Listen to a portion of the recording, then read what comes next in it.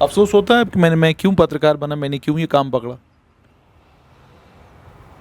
अफसोस होता है जब ऐसा सोच आती है कि क्या किया ज़िंदगी में 15 साल। मैं खुद आज अगर सवाल करूँ, शायद मेरे बच्चे मेरे से सवाल पूछेंगे। और आज का वक्त ऐसा है, आगे आने वाला और फास्ट हो जाएगा, कि बच्चा पूछेगा कि पापा आपने किया क्या, इससे बेटर आपने कोई बिजनेस किया होता। तो मैं ये नहीं कह रहा हूँ कि हमें सब कुछ दे दो, अरे कम से कम मैं ये कहता हूँ कि अगर ऊपर वाला ना करे कि कोई बीमार होता है,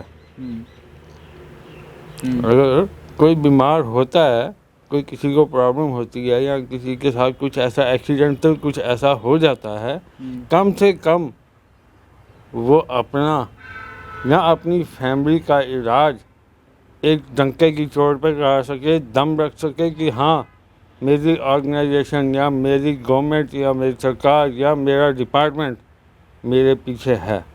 ठीक। यहाँ तो ग्लैंड का कुछ भी नहीं है,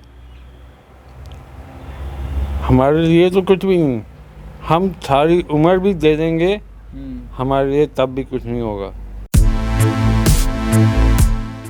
पत्रकार की ज़िंदगी बहुत सारे लोगों के लिए ये है कि बड़ा इन्फ्लुएंशियल लोग होते हैं जी, बड़े ताकतवर लोग होते हैं जी, सब डरते हैं इनसे।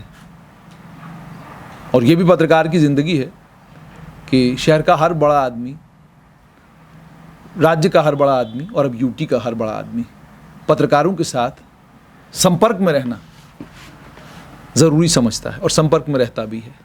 लेकिन कब तक? जब तक पत्रकार पत्रकार रहता है।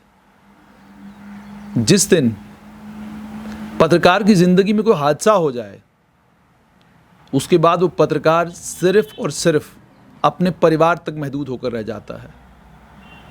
कोई शहर का बड़ा आदमी ये मालूम करने की कोशिश नहीं करता कि वो बच्चा जो रोज़ आता था, जिस बच्चे की वजह से मैं रोज़ अखबार की जीनत बनता था या टेलीविज़न के ऊपर दिखता था या कैमरे के ऊपर दिखता था, वो बच्चा आजकल नज़र नहीं आ रहा है। कहाँ? कोई नहीं पूछता। और ख़ासकर छोटे शहरों के में रहने वाले छोटे पत्रकार या बड़े पत्रकार, इनको लेकर लोग ज़्यादा गंभीर भी नहीं होते। और जब बात यूटी जम्मू कश्मीर की हो तो मैं बड़े हौसले के साथ और बड़ी ताकत के साथ ये बात कह रहा हूँ, एक संभाग के पत्रकार हों तो उस संभाग के पत्रकारों को लेकर भी, उस संभाग की पत्रकारिता को लेकर भी, उस संभाग के पत्रकारों के परिवारों को लेकर भी बड़ी चिंता में रहते हैं राजनीतिक लोग। ट्विटर पर ट्वीट भी होते हैं, दुख भी व्यक्त किया जाता है और उनके दुख सुख में शामिल भी होते हैं। और जब सत्ता में होते हैं तो ये भी इंश्योर किया जाता है कि उस संभाग के पत्रकारों को सरकारी इनामों से नवाजा भी जाए और फिर उस संभाग के वो पत्रकार भी बड़ी शान और शौकत के साथ जो सरकार का की तारीफ़ करते हैं, जो देश को लेकर उनके विचार हैं, वो भी कमाल के हैं। लेकिन मैं एक ऐसे संभाग से आता हूं जिस संभाग के पत्रकार, जैसे मैंने आपको कहा, जब तक घूम रहे हैं तब तक सबको याद हैं, जब घूमना बंद कर देते हैं सबको भूल जाते हैं। मेरे साथ अमन है। अमन को 16 साल फोटो जर्नलिस्ट के तौर पर काम करते हुए अमन के साथ सितंबर 2020 में एक हादसा हुआ। एक मामूली सी दाढ़ का दर्द था। दर्द बाद में पता चला ट्यूमर है। उस ट्यूमर को निकलवाया गया, एक ऑपरेशन अमन का हुआ है और सितंबर के महीने से लेकर आज के महीने तक अमन फील्ड से बाहर है। अमन के साथ कौन है? वो फोटो जर्नलिस्ट जिनके साथ सुबह से लेकर शाम तक अमन काम करते थे। वो तमाम लोग जो अमन के साथ उठते और बैठते थे। और सबसे बड़ी बात, अमन के साथ उसका परिवार है, अमन के साथ उसके रिश्तेदार हैं, अमन के साथ वो सभी लोग हैं जिनके साथ अमन की कोई रिश्तेदारी है। लेकिन वो लोग जिन्हें अमन ने अखबार तक पहुंचाया, जिन्हें अमन ने अपने कैमरे में कैद करके दुनिया तक पहुंचाया, उन्हें अमन भूल गए। अमन, मुझे बताना कि 16 साल के इस फ़ोटो जर्नलिज्म के सफ़र में कितने लोगों के फ़ोटो खींचे होंगे? गिनती करना मुश्किल है। इतने लोगों के? कुछ तो ये भी कहते होंगे अमन हमारा ख़ास दोस्त है। बहुत सारे लोग हैं, कुछ ऐसे भी हैं जो कहीं दिखते नहीं थे, जिनको सामने लाया, आज वो कहीं के कहीं हैं, लेकिन कभी अभी तक किसी का अता पता नहीं। अच्छा, आपके घर का एड्रेस तो मालूम ही होगा ना? आज की डेट एड्रेस पता करना कौन सा मुश्किल है। एक छोटा बच्चा भी जिसको मोबाइल चलाना आ जाए उसको पता चल जाता है कि एड्रेस कहाँ है। यहाँ तक कि लैंडलाइन भी ख़त्म हो गया, अपना मोबाइल है, हर इंसान के पास है, वो भी पता करके आ सकता है। लेकिन जो अपने यहाँ उनका पता चल गया कि अपना कौन है, पराया कौन। अमन, जुलाई अगस्त में आप कोविड से हम लोग लड़ाई लड़ रहे थे, घरों के अंदर कैद थे, तब भी आप बाइक लेकर घूमा करते थे, नजर आते थे फील्ड में। जी बिल्कुल। मैं सिर्फ कोरोना शुरू होते हुए सिर्फ 4 दिन के लिए घर में आया था।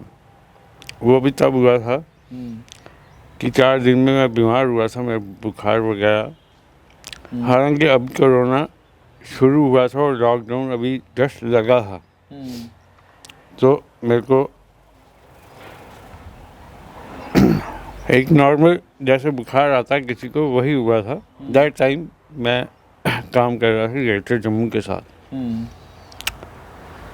और 3 दिन मैं बीमार था। तो उसके बाद मैं एक दिन फिर भी उठ के जाने लगा, लेकिन मैं सही बताऊं तो मेरे अंदर हिम्मत नहीं थी कि मैं जा सकूं।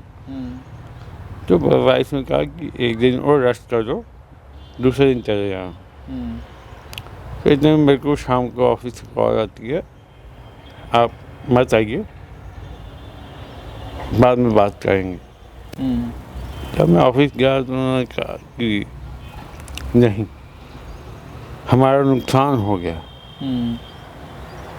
मेरे को ये नहीं समझ आई कि एक फोटोग्राफर, एक फोटो जर्नलिस्ट जिसका काम है सिर्फ फोटो देना, कंटेंट देना, ना तो वो आपका बिजनेस कर रहा है, ना आपके लिए ऐड ला रहा है, ना आपका ऐसा सच कोई काम कर रहा है।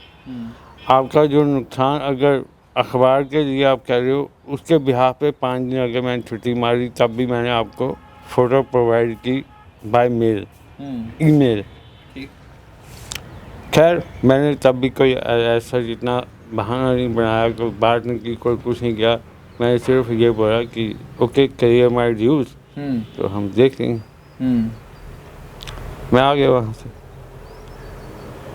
अब उस बीच में कहाँ मैं 11-12 हज़ार ले रहा था, कहाँ एकदम डाउन आ गया 5 हज़ार।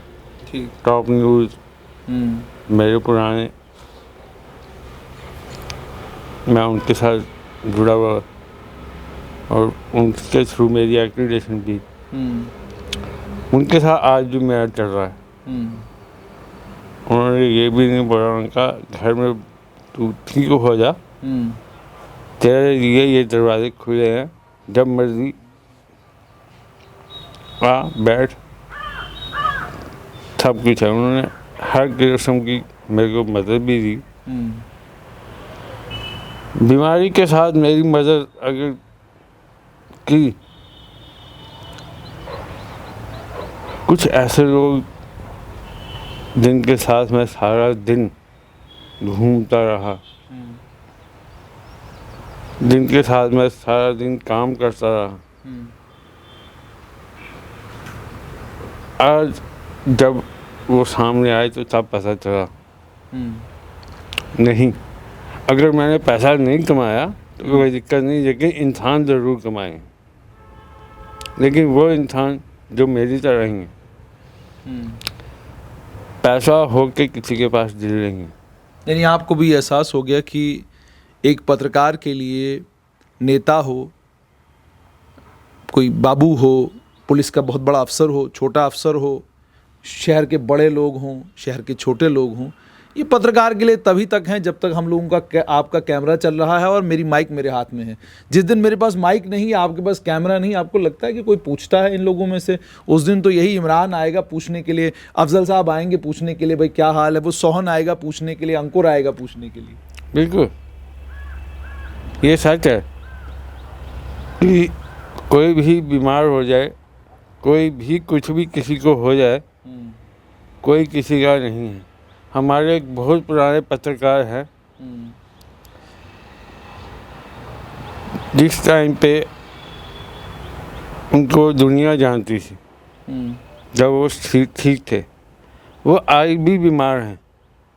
उनका ब्रेन एकदम काम नहीं करता, वो इवन कि किसी को पहचान भी नहीं सकते। हमारे बीच में एक ऐसे पत्रकार थे, प्रेम जी, पंजाब के सी के, जिन्होंने अपनी सारी उम्र दे दी।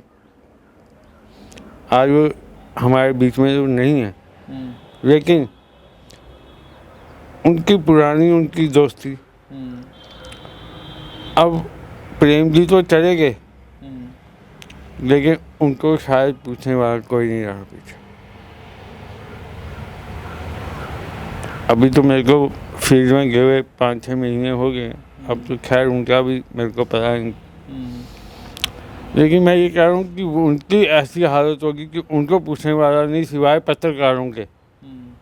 उनको भी पत्रकार ही पूछते रहे। तो आज मेरे को भी सिर्फ मेरे पत्रकार भाई ही पूछ रहे हैं, जो मेरी तरह फील्ड में है एज ए चौकीदार। मैं चौकीदार ही कहूँगा, हम चौकीदार से कम नहीं है। एक चौकीदार रात को डंडा लेकर घूमता है, मेहनत करता है, उसे कोई डर नहीं है चोर का, उसे कोई डर नहीं है मिलिटेंसी का। लेकिन डर किसको है? जिसके पास पैसा है। उसके मुझे बताइएगा अमन कि 21वीं सदी है, 2021 है, क्या आपको लगता है कि हमारी फील्ड में उतनी तनख्वाहें हैं जितनी तनख्वाहें होनी चाहिए? क्या कोलैटरल गारंटी है हमारे पास? मतलब जैसे आपने कहा कि किसी भी दफ्तर में हम काम करते हैं, मालिक सुबह आ जाता है, भाई तुम्हारी छुट्टी होगी, घर चले जाओ, और हम कुछ कर भी नहीं सकते। गारंटीड जॉब तो हमारे पास है ही नहीं। अफसोस होता है कि मैं क्यों पत्रकार बना, मैंने क्यों ये काम पकड़ा? अफसोस होता है जब ऐसा सोच आती है कि क्या किया ज़िंदगी में 15 साल। मैं खुद आज अगर सवाल करूँ, शायद मेरे बच्चे मेरे से सवाल पूछेंगे। और आज का वक्त ऐसा है, आगे आने वाला और फास्ट हो जाएगा, कि बच्चा पूछेगा कि पापा आपने किया क्या? इससे बेटर आपने कोई बिजनेस किया होता। शायद मैंने 15 साल में कोई बिजनेस किया होता तो आज कुछ ना कुछ एस्टैब्लिश किया होता। लेकिन मैं इतना अपने आप को नहीं समझता कि मैं अपने घर में एक ईंट लगा सकूं।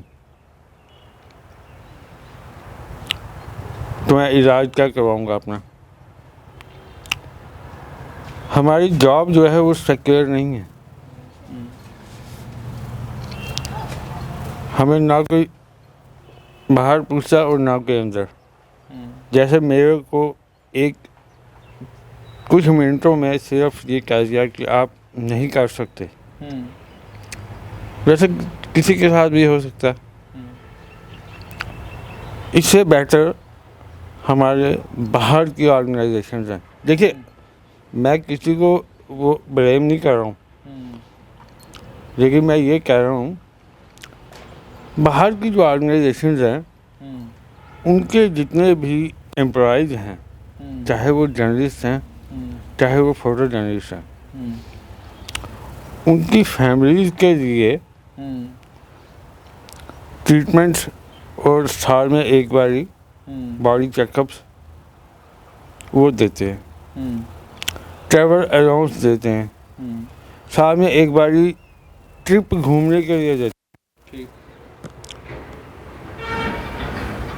तो मैं ये नहीं कह रहा हूँ कि हमें सब कुछ दे दो, अगर कम से कम मैं ये कहता हूँ कि अगर ऊपर वाला ना करे कि कोई बीमार होता है,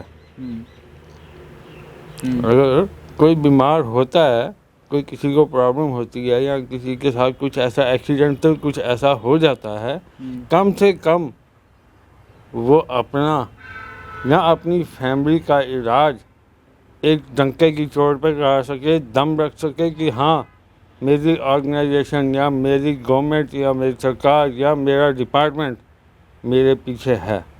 ठीक। यहाँ तो ग्लैंड का कुछ भी नहीं है, हमारे लिए तो कुछ भी नहीं। हम सारी उम्र भी दे देंगे, हमारे लिए तब भी कुछ नहीं होगा। ठीक। आज तक कभी कुछ नहीं हुआ, मैंने भी 16 साल दे दिए, कभी कुछ नहीं हुआ। हम दौड़ते रहे, हमें ये बनाना है, हमें वो कार्ड बनाना है, हमें वैसा कार्ड बनाना है, हमें उसका देखना है, हमें उसका देखना है, हमें उसकी फ़ोटो खींचनी है। शाम को अगर एक फ़ोटो नहीं आई, नहीं आपने वो करना चाहिए था, आपको क्यों नहीं किया, वो बवाल बन जाता है। लेकिन ये नहीं पूछेंगे कि भैया आप तो सुबह के आए हुए हो, अब तो रात के 11 बज गया, आप भी घर जाओ, आपके भी घर वाले हैं कोई, ये कोई नहीं पूछेगा। जब तक उनका काम नहीं ख़त्म होगा तब तक वो बैठना पड़ेगा। द एंड वही है, आए थे 10 मिनट के काम किया और चल देंगे, उसके बाद कोई नहीं पूछेगा।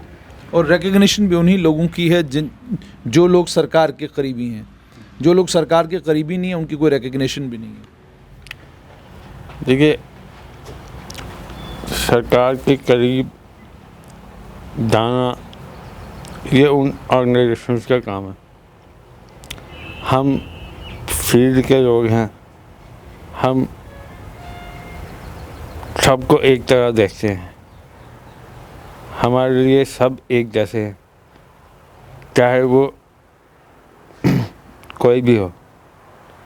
लेकिन कम से कम फील्ड वालों के लिए हाँ ये भी है, अगर हमारे लिए कुछ आएगा भी तो उसके लिए पहले बैठे हैं बड़ी कुर्सियों पे, वो हमारे तक आने नहीं देंगे। जो क्वार्टर्स अगर मिलते हैं जर्नलिस्ट फॉर फील्ड वर्क्स, उनके लिए होते हैं जो फार फ्रॉन्ग रहते हैं। अरे वो क्वार्टर्स तो उनको आज तक मिले नहीं, वो तो ऑर्गेनाइजेशन के अपने लोगों को भेजे हुए हैं, उन्होंने लेके रखे हुए हैं। हालांकि उनके घर सिटी में होके भी तब भी लेके रखे हुए हैं, वो कोई नहीं देखता। अच्छा, मुझे इसे बताना, क्या क्या चाहते हैं आप, सरकार को क्या करना चाहिए पत्रकारों के लिए, या पत्रकारों के लिए क्या करना चाहिए? पत्रकारों को एक चीज़ रखनी चाहिए, आपस में प्यार, आपस में मिलजुल के चलें, एक दूसरे का साथ दें। जिस तरीके से मेरा साथ सबने दिया, मैं भी इतना सक्षम हो जाऊँ कल को। वैसे मैं नहीं चाहता, भगवान न करे किसी को मेरी मदद की ज़रूरत पड़े, मेरी औकात नहीं है मदद करने की, लेकिन मैं कहीं जैसे भी होगा किसी को हेल्प करें, हर किसी के साथ चलें। आज की डेट में हमारे छोटे भाई जो हैं, जो छोटे भाई पत्रकारिता में आ रहे हैं, उनको शायद ये मालूम नहीं है कि है क्या। जब मैं भी आया था फील्ड में, मेरे को भी नहीं मालूम था कि ये होता क्या है, लेकिन घिसा, गिरा, फिर खड़ा हुआ, फिर मेरे को 5 साल के बाद लोग जानना शुरू हुए। लेकिन आज की डेट में जो छोटे भाई आ रहे हैं, बहुत से लोग आ रहे हैं, एक वो सोचते हैं कि हम ये कर लेंगे, हम वो कर लेंगे, लेकिन उसका उल्टा भी होता है। मैं उनके लिए भी ये कहूँगा कि अपनी सोच समझ उससे काम करें और अपने सीनियर्स के साथ तालमेल मिला के चलें। जब तक आप ऐसा नहीं करेंगे, आपको कामयाबी मुश्किल है।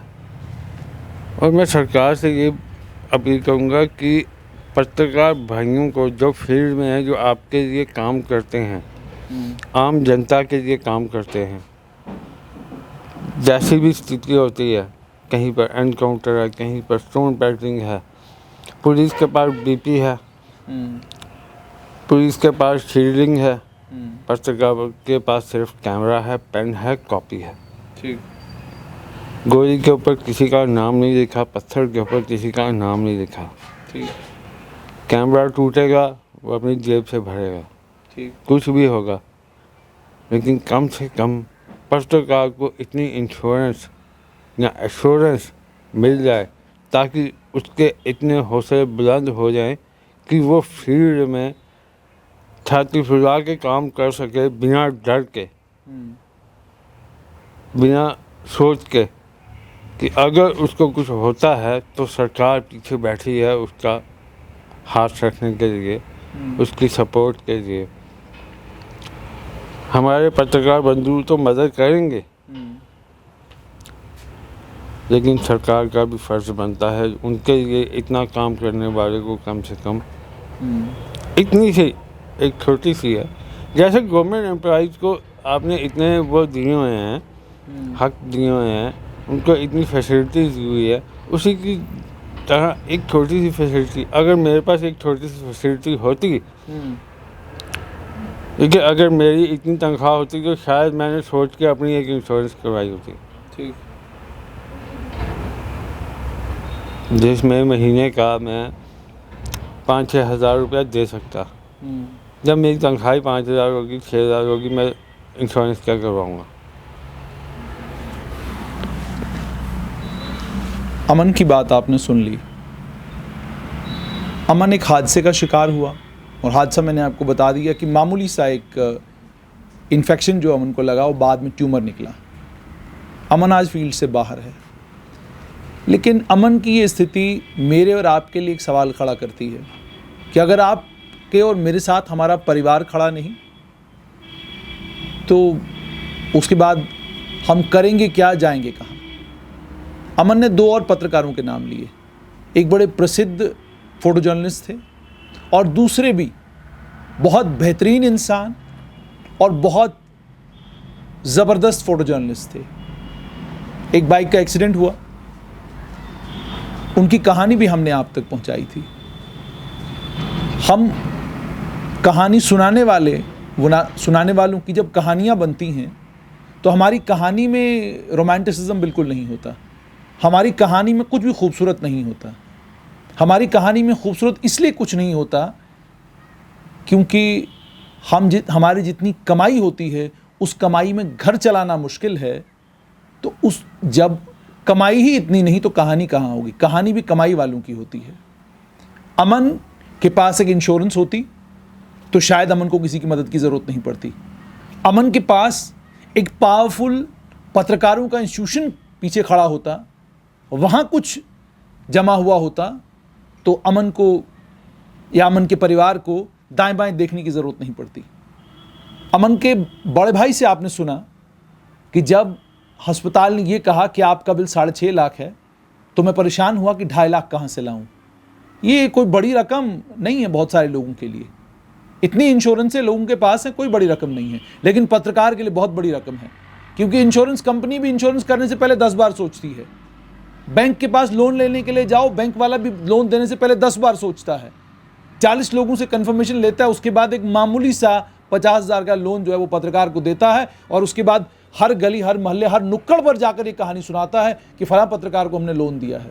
और अगर कोई बंधु किसी पत्रकार की मदद कर जाए उसके बुरे वक्त में या उसके अच्छे वक्त में, वो एक अलग कहानी होती है।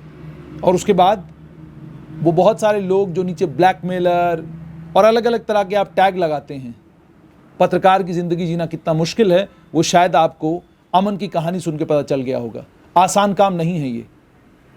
हम कहानी सुनाने वाले कितना ज़बरदस्त रिस्क हमारी ज़िंदगियों पर होता है, उस रिस्क के बावजूद आप तक कहानी पहुंचाते हैं, ये हमारा कलेजा है। गुजारिश सिर्फ आपसे इतनी ही कि अमन फील्ड में वापस आना चाहिए और अमन फील्ड में वापस आएगा, ये हम पत्रकार सुनिश्चित करेंगे। लेकिन पत्रकार बंधुओं से भी एक छोटी सी गुजारिश, हमारी आपस की टूट, हमारी आपसी लड़ाइयाँ, हमारे आपसी झगड़े हमें कमज़ोर करेंगे। एक बात साफ समझ लीजिए, प्रशासन के लिए हम सब एक जैसे हैं।